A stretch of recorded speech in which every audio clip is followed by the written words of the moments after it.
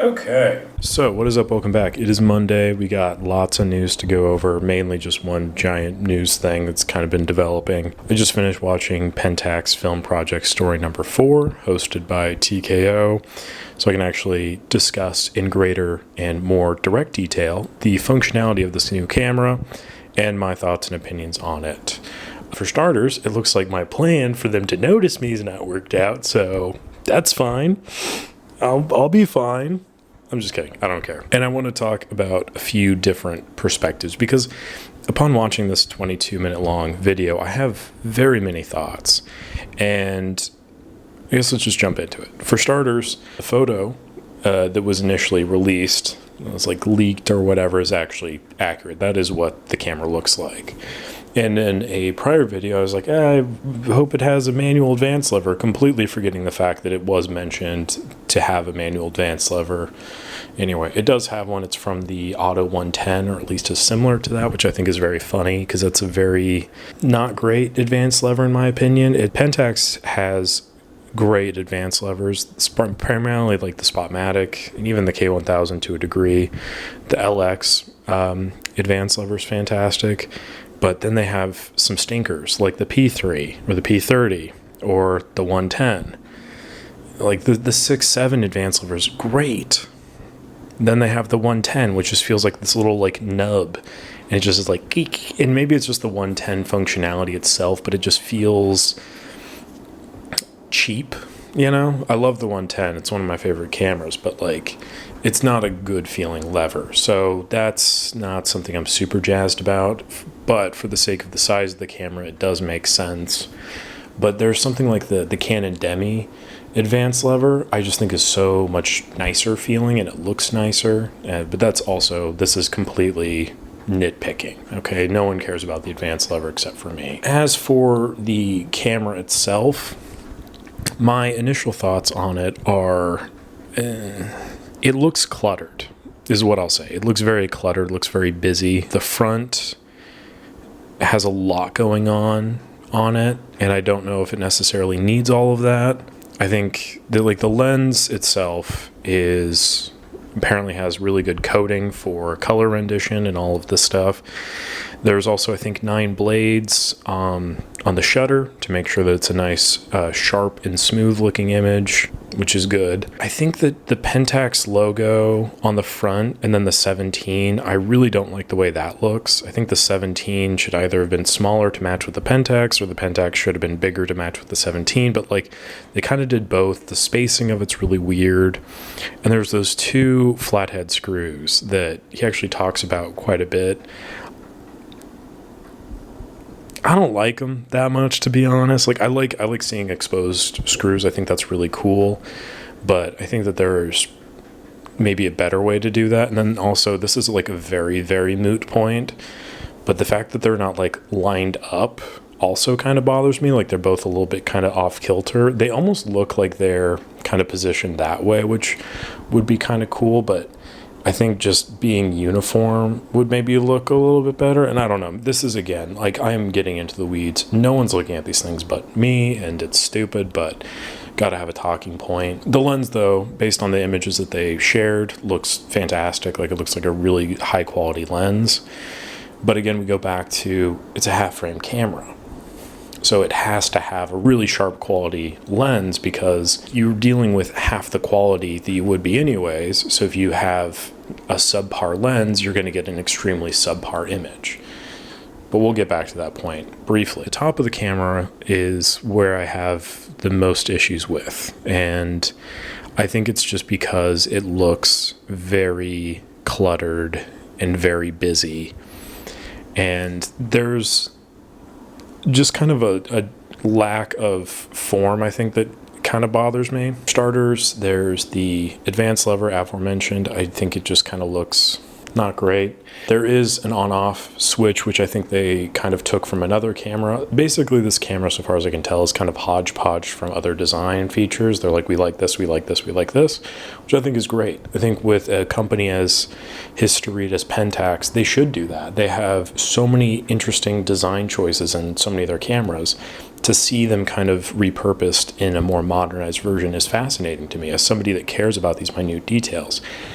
Are these the ones I would have picked, though? Probably not, but that's okay because it's not about me. But the on-off switch is nice. It's an electronic controlled shutter. I don't think I mentioned that, but it does look like it's going to take CR2 batteries in the grip, which is fine. It's fine. I do like the manual advance, though. I prefer that to the auto because I really don't like that. Then there's the shutter controls or the different mode selection. You've got auto, and then the ones in yellow are going to be the ones that have flash, and the ones in white are going to be the ones without flash. So I think I like that distinction because it's very universal. Everyone's going to understand that. There is a few problems with this, though. One of them being the bokeh mode, which I'm trying not to sound like an old man here, but that's kind of the crux of my issue with this camera in particular. It was kind of the crux of my issue with the H35N that Kodak released.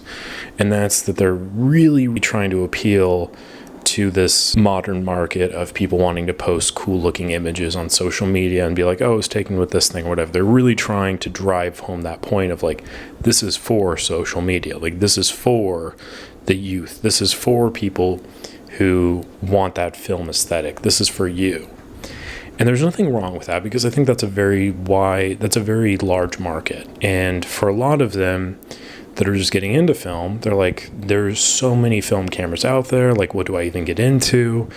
And so it's easy to get them sold on a new product. And it's easy to sell them on these, like, you know, big sell point words like a star point filter to create these like nice looking light flares. It's easy to sell them on, you know, it's easy to sell them on the way that light halates off of certain objects with Cinestill film. It's easy to sell on bokeh. Everybody loves bokeh.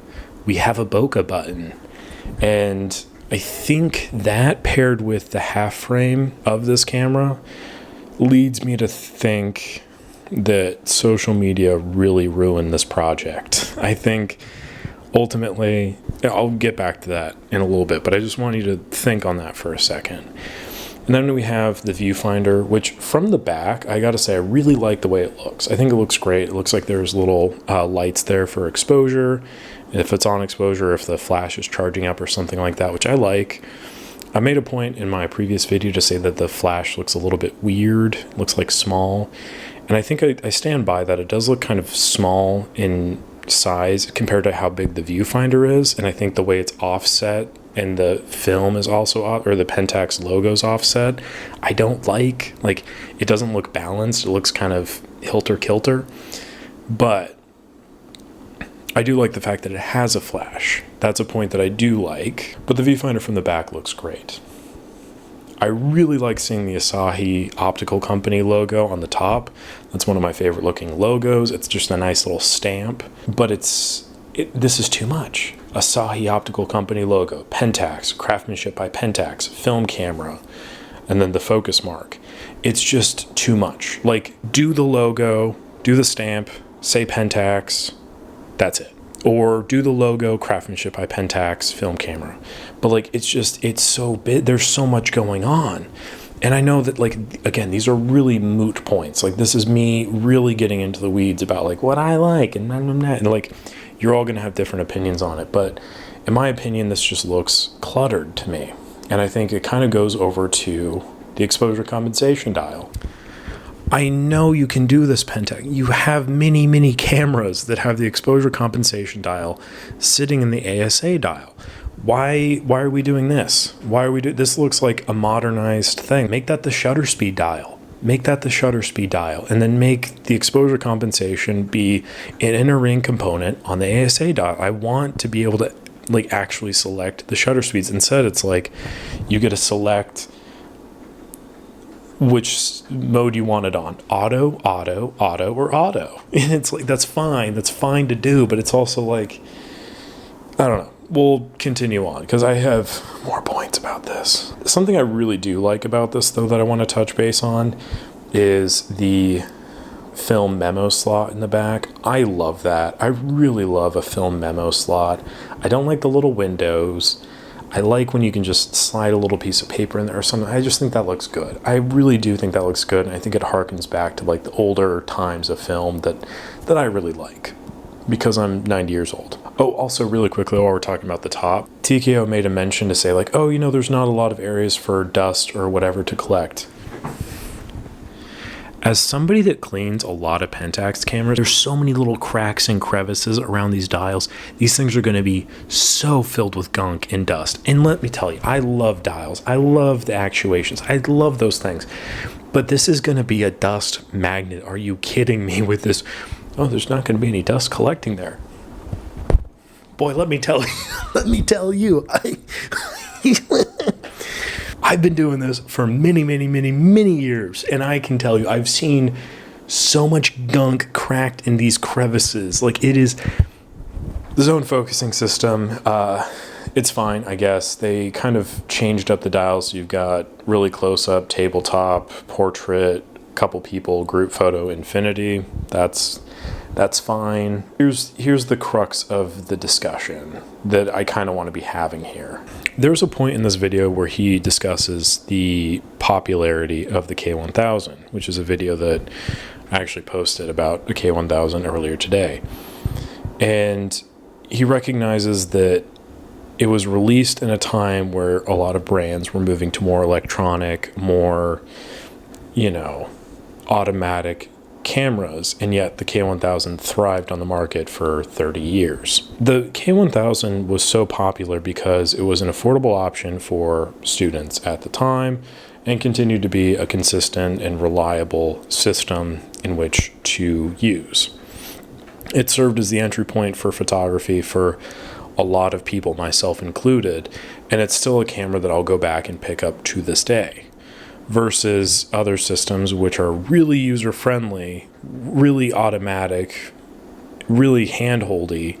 I don't like to use that much because I feel limited. I feel like it's telling me what I want to do. I feel hindered in a way. Discussion is to be made of like, well, this is going to appeal to as wide an audience as possible. To a degree, they have to overlook the people that were hoping for another K1000 or another Spotmatic. They were hoping to reach an audience that is focused on social media, focusing on capturing a moment, an aesthetic, whatever. That is what this vessel here kind of represents. I think it's hard because I'm thinking about this in terms of a million different ways that you can approach photography and film photography in general, but like, there's so many different approaches. The way I like to shoot film is completely different than the way one of my very good friends likes to shoot film, or one of the ways that anyone else likes to shoot film. Like, it's apples to oranges, even though it's kind of the same,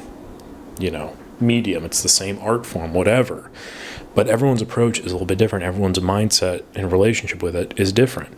And this is a different approach, a different mindset. And I'm trying to be honest about it with my feelings while also trying to be understanding of someone's desire to use this thing. And I want to use it. I really do, because I think it's an interesting idea, a modern film camera. But I think that there's so much that I really don't like about it that it makes it hard for me to be like on board as I was initially.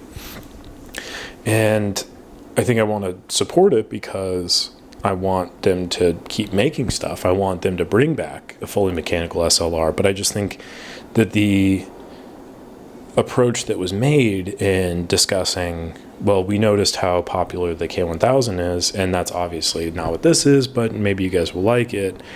I just think that's a very disingenuous argument to make, because this is the furthest thing from a K1000, and he does recognize that, which, is nice.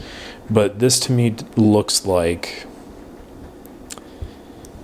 a point and shoot. I'll just say it how it is. It looks like a point and shoot. It looks like a really expensive M35 or H35, I suppose. It looks like a very expensive H35.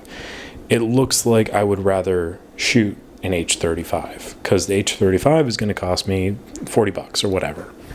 This is probably going to be what, 500 or something like that, I think it is. Regardless, this is going to be that much more expensive, and with some more controls, I get it, better optics, all these things, but ultimately,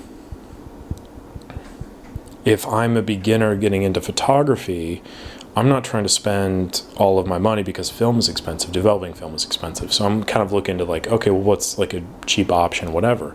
Kodak, that's a brand I know. I'll buy my film from them. I'll buy my camera from them. I can get the H35N for $100 or whatever it is. I don't know how much it costs, but like, I'll get that. I'll get that for $100. I understand this. I get it. I respect it. I want to shoot with this. But I think the audience that they're appealing to is not thinking in that mindset that I am. They just see, oh, this is $500 versus, oh, this is $100.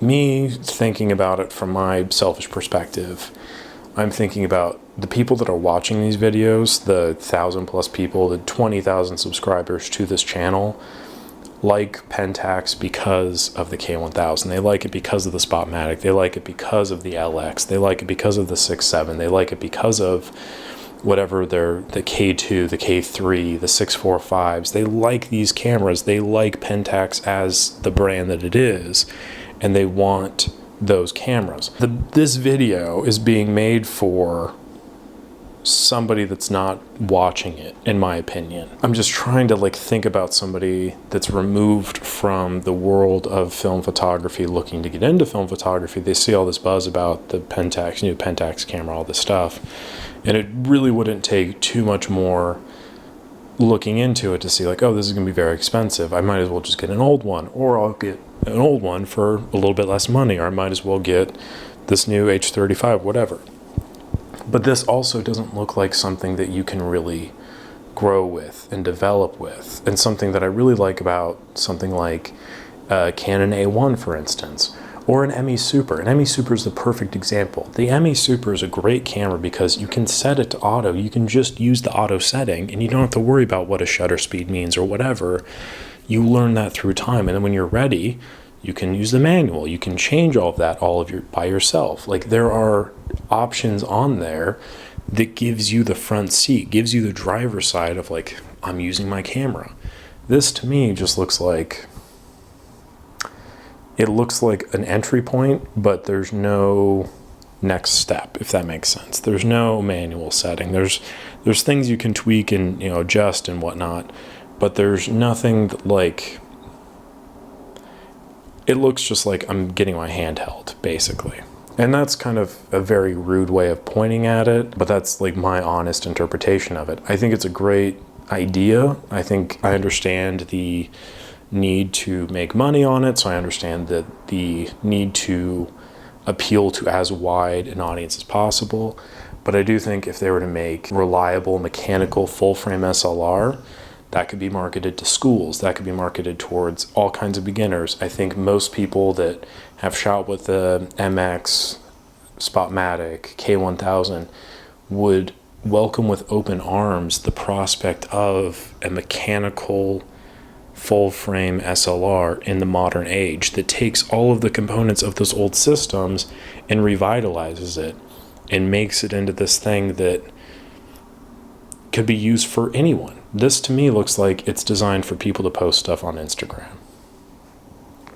And I understand, again, that there's a lot more to it than that, but I think those are just my ultimate thoughts. And upon looking at it, all the features and stuff, I'm still excited about it because it is a camera. It's a new film camera. That alone is exciting. The more information that's come out on it, I feel like the less excited I've kind of gotten. More obvious that I'm not the intended market, which is fine.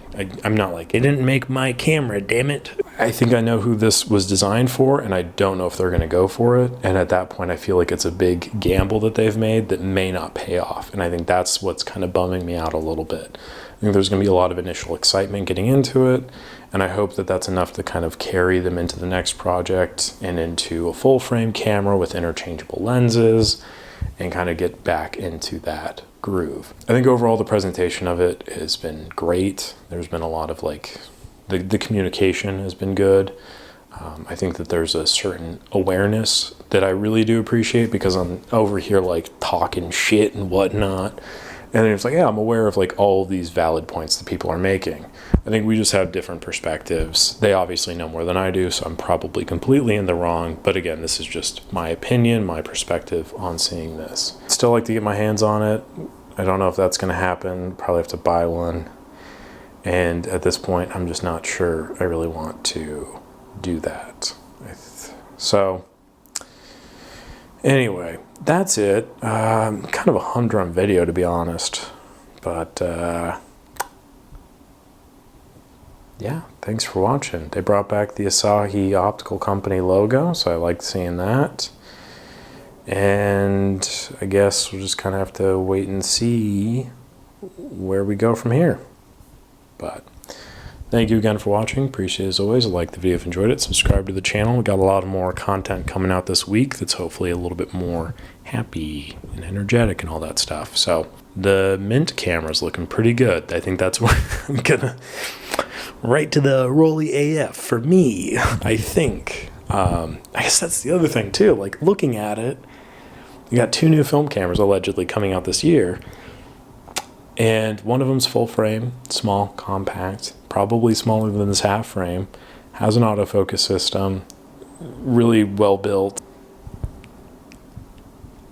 I mean, hear me out, you know? I feel like that makes more sense than this, which sucks to say because I was really banking on this. But, all right, Mint, what up? Hit me up. I'm willing to sell myself out for you. Just kidding.